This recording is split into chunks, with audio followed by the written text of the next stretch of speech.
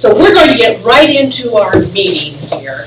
And the first thing we're going to do is table topics, that opportunity to speak off the cuff. Our table topics master is Roxanne Stress, and she is more confident with her customers in being able to talk to them in a clear and concise manner. She learned this in table topics. So she no longer uses ums, ahs, or you knows.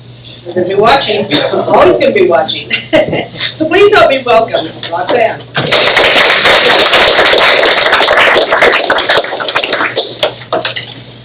Now I found that table topics is a very useful tool in learning how to answer the impromptu questions that my customers give to me. We practice this in all of our meetings so that we can, again, confidence, be able to speak. I have two people that I have chosen to be my answer people. Anne, would you come up? You have one.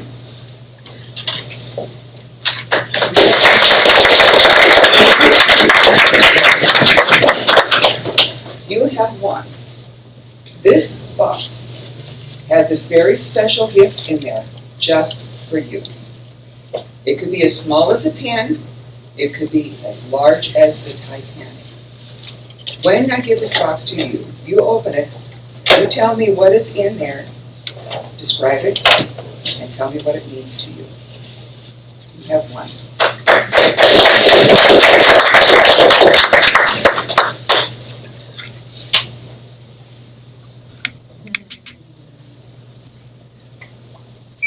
Thank you for this. You are welcome. In this box, what I found was thought. And when I opened the box, I can think outside the box. Now, I had thought of this question, and other people have asked you these questions. You get a gift, what do you think it is? I was thinking outside the box. And when I created this event with all your help, I was thinking outside the box. What's Toastmasters? Toastmasters is thinking outside the box. Opening this box to let the thought out is what Toastmasters is for me. Table topics, you have to think outside the box. Speeches, you have to think outside the box. In the legacy or traditional programs, I need to tell you, they didn't let me think outside the box. Storyteller, tell a fable. Maybe I want to tell my own story. Pathways, you can talk about anything you want. You can think outside the box. Madam Talk.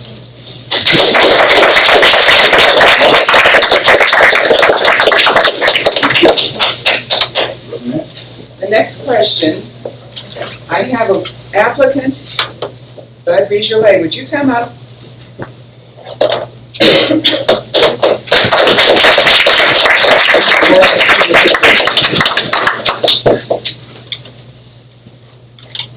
I see on this application for work that you have been a ranch hand for a very long time. You are well experienced, and I have come to the need of having an experienced ranch hand work for me. Now, periodically, I have to clean out the pens. I am an alligator rancher. How are you going to herd? How are you going to herd my alligators from one pen to another so that we can clean it out? Ma'am, I think there's been a mistake here. I wore my glasses when I filled that application out. My buddy told me I was going to be a cat herder. And all I had to do is say, here, come here, kitty. And now you tell me it's alligators? I gotta go to work at now. Do you have insurance? That's good. You know, I might be able to pull that one off. See, I've got to pay for it. Stand here on the side, you got these alligators. I know you can't call them kitty. What do you call an alligator? Crocky. Come here. And they go ahead. You know, if one bites it, I just get my stomach. And then when I get him out of the pen, we make boots out here. I like that. I'd like to get a couple pairs of boots for this, but, you know, we gotta talk about this pay though, because, hey, cat herding is a lot easier than crocodiles. What are you doing with these crocodiles anyways? Are they, Yes, it be is. all right? Yes, it is. Okay, yeah. I gotta go find my buddy, because he lied to me about this. He told me I was a cat herder.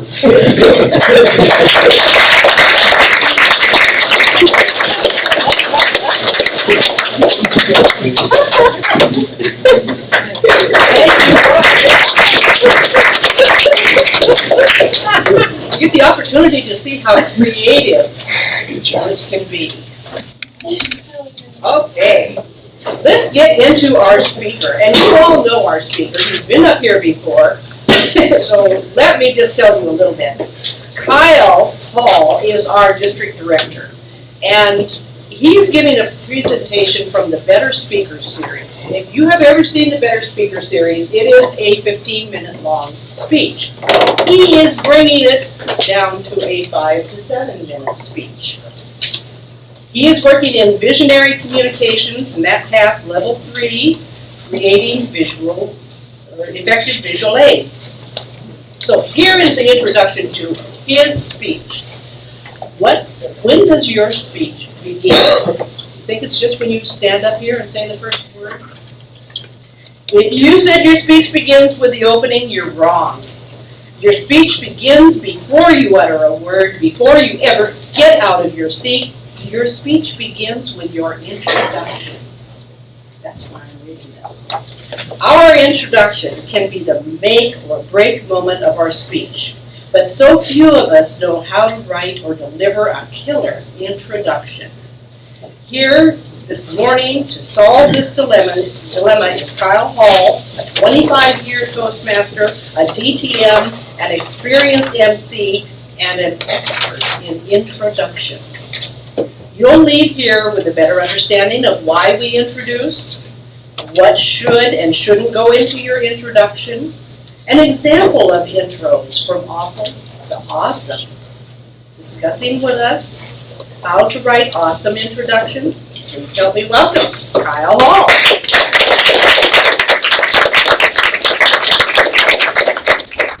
Thank you, Sherry. How many of us have seen a really bad introduction? Almost all have. You've seen it where somebody stands up and goes, our next speaker was born young, close to his mother, spent the next several years growing, and it just goes on and on, talking about pointless stuff that has nothing to do with the speech, nothing to do with setting up the speech.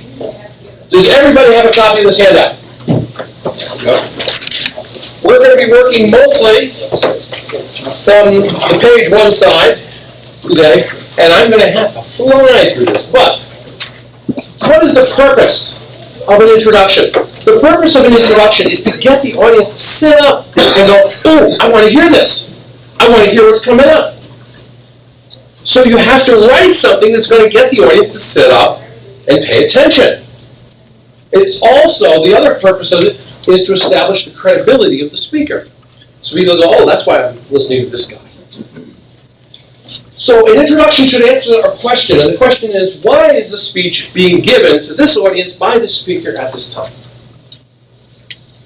The why this speech for this audience at this time is all about, why is this important? Why is this topic important to me? Why is it important? Why is it urgent? And of course, the speaker's credibility part. Now, I have an awful intro here. Our speaker tonight is a brother too, grew up in Wisconsin. His speech is, are you ready for an earthquake? Please help me welcome Bill Doe. Why is that a bad? Why is it an awful intro?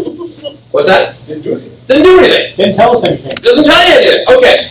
Here's a standard intro. We see this kind of thing, I see this kind of thing in a lot of Toastmasters clubs. This afternoon, Speaker Bill Doe. He is Bill Doe. He's an emergency management expert. Today he's going to tell us how to be ready for an earthquake. Please help me welcome Madison, Billy Doe, giving a speech entitled, Are You Ready for an Earthquake? Why isn't that really good? Why does it matter to me? Why does it matter to me? Why should I listen to you? Why should I listen to you? No credibility. It is better than the first one because at least says he's an emergency management expert, which gives him some credibility. Right, it adds a little bit of credibility. It's a little bit better. Here's the awesome intro. This afternoon, we are fortunate to have with us Bill Doe, an emergency management consultant with over 20 years' experience in Washington Emergency Services. According to the U.S. Geological Survey, the Ring of Fire, which includes the state of Washington, is several hundred years overdue for a monstrously destructive earthquake. Do you know what services and essentials, things we take for granted on a day-to-day basis, will not be available after such a quake? How long is your family prepared to survive without medical assistance, without power, without roads, without fresh drinking water, showers, or a working toilet? To ask us the question, are you ready for an earthquake? Please help me welcome Bill Doe. Now, why is that an awesome intro? Why does it matter? Why does it matter to you? What's that? Pulls you in. It pulls you in. Now, what I like to do when I'm writing an intro is I answer the question that's under the intro's question. Why is this speech being given to this audience by the speaker at this time? I will write it as bland as I want. I don't worry about making it sexy. I just get the answer out on a piece of paper. And then I turn around and I try to make it sexy. So the standard one is kind of is a little bit of that bland answer. But then I turned around and I made this really sexy. And you make it sexy by making it important to the person. And you make it important by making it relate to their day-to-day life or the things they care about. How many of us are ready to survive for months without water coming out of our tap or a working toilet? Ooh, I'm going to listen to that. I'm going to listen to that speech. So does that make sense? How to write a really sexy intro? Now, we're Toastmasters, so there are a few things we need to take into consideration. Flip the page over. Page 2. Okay, the page number didn't copy. So, Toastmasters specific intros. One of the things I've seen Toastmasters write really sexy intros, and at the end of the sexy intro, they go, by the way, this speech is 5 to 7 minutes, and I'm working from this manual and this exercise. And what they do is they take all the momentum built up during the sexy intro and they just kill it. So did you notice how my intro worked when Sherry gave it? All the Toastmasters specific stuff, Kyle's working provisionary communicator, he's working level 3, this is, all that stuff is up front.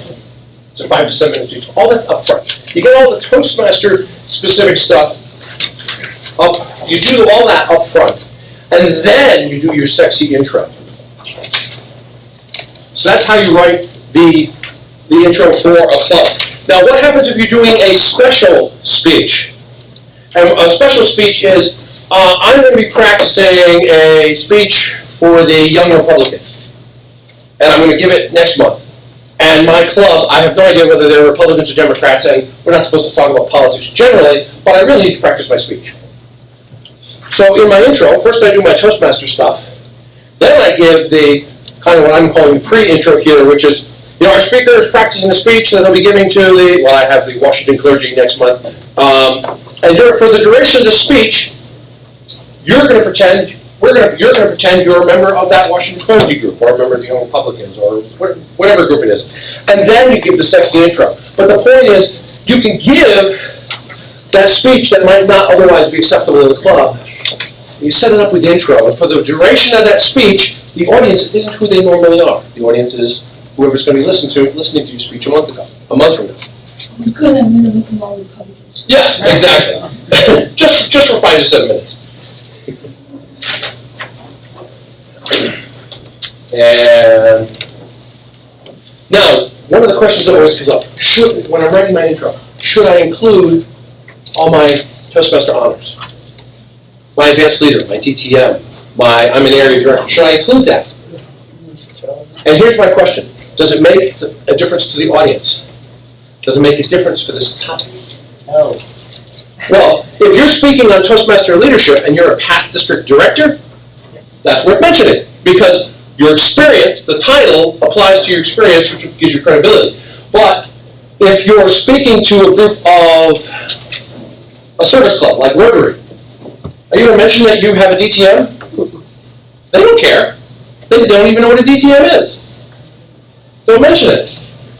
You notice in this intro, I did not mention that I participated in the 2003 World Championship of Public Speaking, the intro that Sherry read. Why? It has nothing to do with writing intros. They don't give intros in speech contests. So I don't include that there. It was included in the coaching section because that matters there. Does the title or whatever you're going to mention add credibility? So we've talked about awesome intros. We've taken a 15-minute class, crammed it down into 5 to 7 minutes.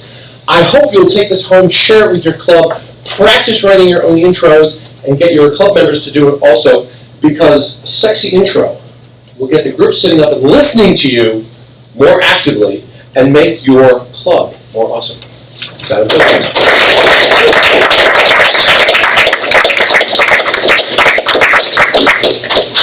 You did it, Kyle. 5 to 7 minutes, great. We're going to go into our evaluation portion of the meeting, and running that portion of the meeting, I will step down as the Toastmaster and our general evaluator will take over that portion. Our general evaluator is Gary Weaver, and Gary,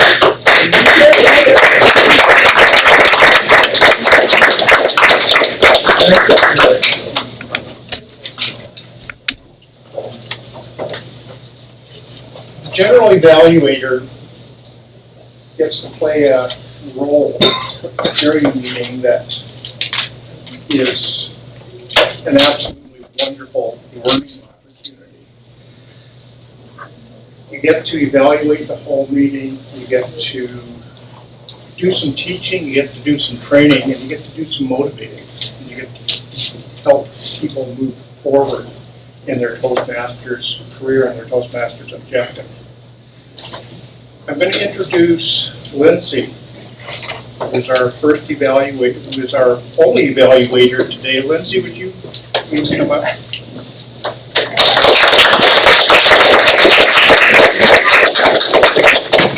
Lindsay, since I don't have a prepared introduction for you, would you mind telling us a little bit about yourself? Which club do you belong to? I belong to Squim Club.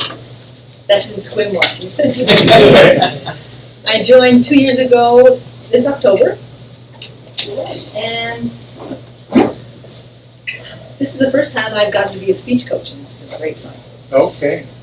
All right, and Lindsay is going to evaluate Kyle's speech, and I'm going to try to lecture over to you guys. Thank you.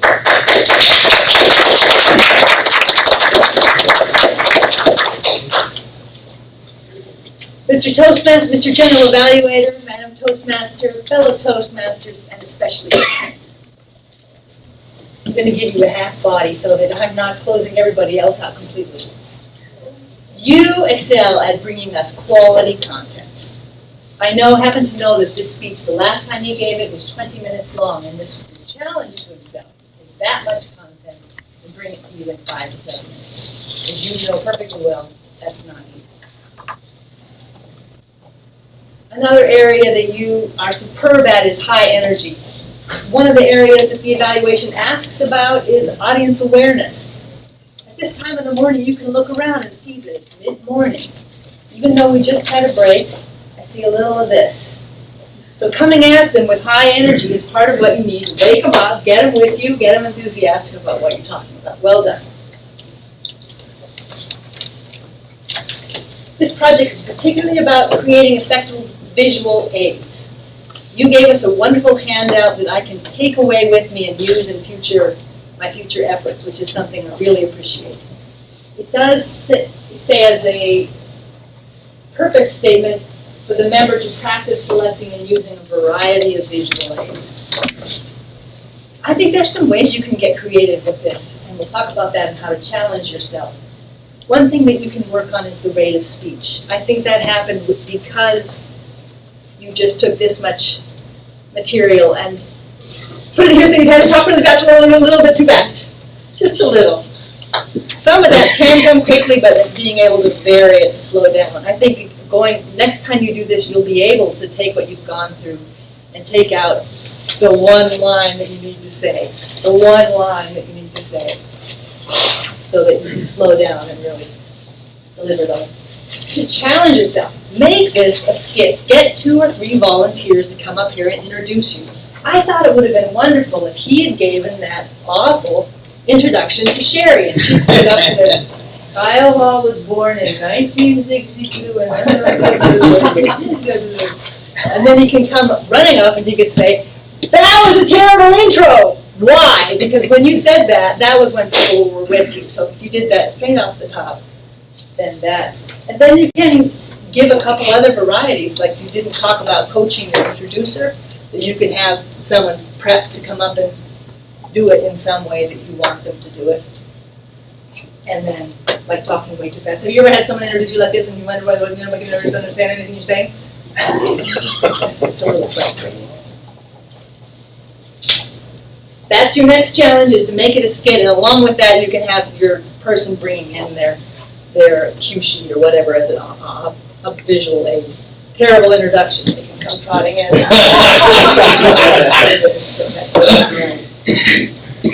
Wonderful, thank you very much, Kyle. Thank you all.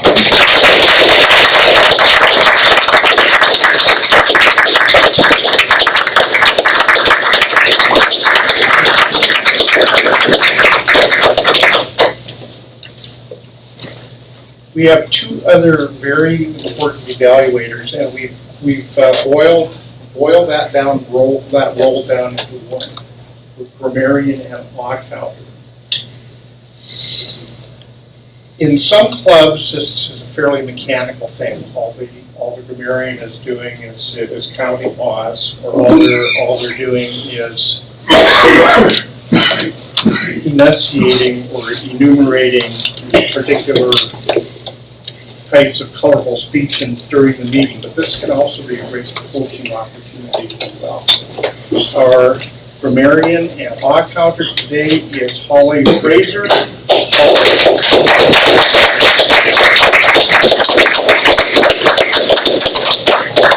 You guys look out, because I started from the very beginning, so all of that in the beginning. Couple things that I did notice. So Jerry, you called Lindy Lindsay. Her name's Lindy. And Sherry, you did that too. You called Jerry Gary. So I will make sure. I always call it a double start, where you start a sentence with one direction and then you change the direction you're going in. I noticed a lot of those today. Sherry, you had 3. And Lindy had 1. And Kyle, I noticed 3. Lindy, I like how you used the word superb and you said rate of speech. And it's not a double start, but when you say a word twice, so there, yeah, that's an easy one. You also said gaven, should have been given. But you were interchanging crocodile and alligator. Stick to alligator. Is there a difference? Yeah. They all bite. And Kyle, I liked how you said you were born young next to his mother. This made me laugh. I heard for us, you started a sentence with so, and there was an and, like an and when you were thinking. But I liked, actually one thing I noticed was the title said awesome intros, but you kept calling them sexy intros. So I would stick to one or the other. And that's what I got.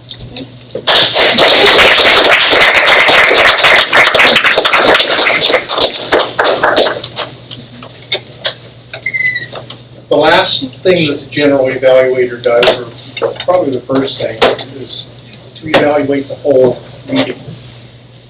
Sherry, I loved your start. Your introductions were excellent. I understand that you were given most of your introductions before the meeting, so that you were working on somebody else's notes. And my introduction was an example of Roxanne, I loved your using the visual, tactile, using the box, using the thinking outside the box idea to start with, and you picked right up on it, thinking outside the box. Here's an empty box. What do I do with it? I love that. And Bud, you were hilarious. You got the crocodile herding things down. Now, Kyle, your speech was excellent, great evaluation by Lindy. Sorry about murdering your name. And Holly, I thought your grammarian's report was also excellent coaching. I am going to turn the meeting back over to Sherry, and thank you very much.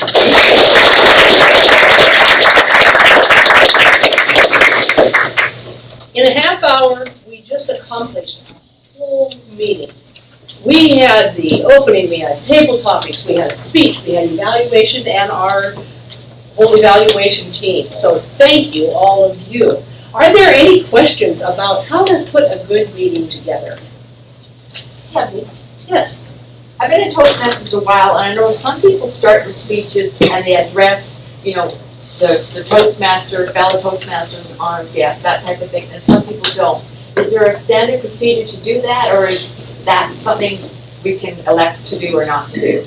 Well, having watched the international speech contests, they always do address the Toastmaster, at least. But they don't do it right at the very beginning. They will start and grab your attention and then say, Mr. Toastmaster, and go on with their speech. Is that correct? Mm-hmm. Yes, okay. So I think it's important to address the person at least who introduced you. You don't have to address the whole audience. You may be addressing them in your speech. Do you think it's better to have a general evaluator and grammarian separate people or combined? General evaluator and some people combine the duties and some don't. So what do you think? I think the very best way is to have everyone separate, but if your club is very small, that doesn't necessarily happen. So I've been in small clubs, I am in small clubs, and we double up on our duties. So you just have to live with what you've got, and that makes us flexible. May I? Yes. The two roles I would try not to combine are evaluator and general evaluator. And the reason is, one of the primary benefits of the general evaluator, besides the fact that they can give suggestions for improvement to the Toastmaster and the Table Topics Master, is they can improve the evaluators. And it's really hard as a general evaluator to give yourself evaluative feedback on your evaluation. So I would keep those two separate. Yes. Hi, Sherry. On our meetings, we always have food. Like Roxanne and I bring it most of the time. And to me, it always feels like our family, a dinner, that we lose track in our break time sometimes, just talking about how our speeches went. And, you know, the Toastmasters got to shut it down and bring them back. So it really is drawing in a lot of members that wouldn't otherwise. They'd have to race home for dinner. That's right. Well, and every club is different. I belong to noon clubs where these are business people and they'll bring their lunch and eat while they're there, but we have to accomplish things in 1 hour, 2 speeches and all, everything has to get done. But then there are the evening meetings that sometimes have the breaks like you do and have food, and it just depends on where you are and what you're doing in those meetings. Yes. I see that some meetings, there's, like at our meeting, we have a forum, and there all the members vote on stuff. Yes. Get their input. There is a form that you can have. We don't have one here, but there is that form that you can write notes to all the speakers or all of the participants in the meeting, and you can also vote on it. Vote for the best speaker, the best table topics. I'm in a club where we vote for the best table topics, but we don't do it for the speaker because it's really hard when you have maybe an advanced speaker and a brand new speaker speaking. You don't want to be voting on those, or at least we chose not to. Last question. As far as the introductions go, I struggle with establishing credibility or expertise on every speech I give. Every speech is related to maybe my Toastmasters experience or my job, so how do you do that? Well, why are you giving the speech? This is what you might think about. Why are you giving the speech? Why is it important to you? And you might then put that down. Why is it important? You read a book. I know that you do that. You read a lot of self-help books. So why is that book important for us to listen to? that's what you would do. And we have the end of the meeting right now. So, thank you.